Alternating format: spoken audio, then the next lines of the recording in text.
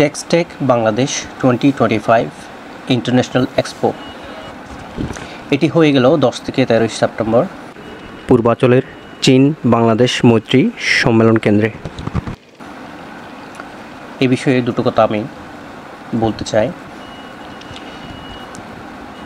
এই টেক্সটেক international expo 2025 এটি ছিল গার্মেন্টস শিল্পের এক অনন্য মিলন মেলা। এখানে একই সাথে প্রদর্শিত হয়েছে বিচিত্র সব গার্মেন্টস অ্যাক্সেসরিজ, সর্বাধুনিক টেক্সটাইল ও অ্যাপারেল প্রযুক্তি আর পরিবেশ বান্ধব ডাইং কেমিক্যালস।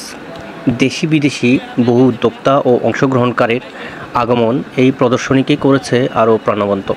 তবে এবার একটি উল্লেখযোগ্য দিক হলো এই সম্মেলন কেন্দ্রটি রাজধানী ঢাকা থেকে বেশ খানিকটা দূরে অবস্থিত হওয়ার কারণে অনেক রিয়েল ইন্ডাস্ট্রি আগ্রহী মার্চেন্ডাইজার কিংবা গার্মেন্টস মালিক সেখানে সহজে যেতে পারেননি। ফলে প্রত্যাশিত সংখ্যার তুলনায় মূল উৎপাদনকারী উদ্যোক্তাদের উপস্থিতি অনেক কম দেখা গেছে। পরিবর্তে মেলায় বেশি চোখে পড়েছে ট্রেডার, অ্যাক্সেসরিজ কোম্পানি, নামসর্বস্ব বাইং হাউসের এজেন্ট ও তাদের প্রতিনিধিদের।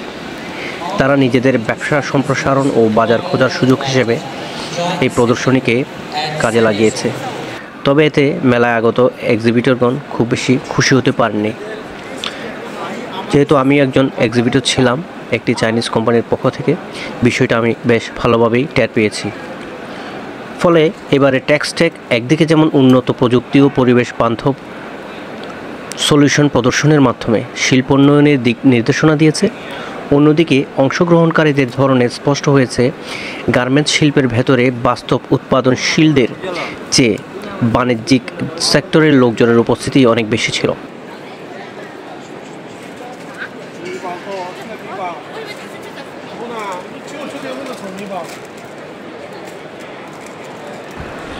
এর কারণ হিসেবে অনেকেই এই দূরবর্তী ভেন্যুটাকেই দুষছেন।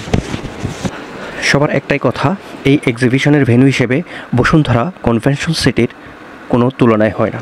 যাই হোক, যাদের জন্য এই এক্সিবিশন অর্থাৎ গার্মেন্টসের সম্মানিত মালিকগণ ও মার্চেন্ডাইজার বৃন্দের প্রতি অনুরোধ থাকবে, এইবার যদিও মিস করেছেন, পরবর্তীতে আপনারা অবশ্যই বেশি সংখ্যায় এসে যোগ দেবেন।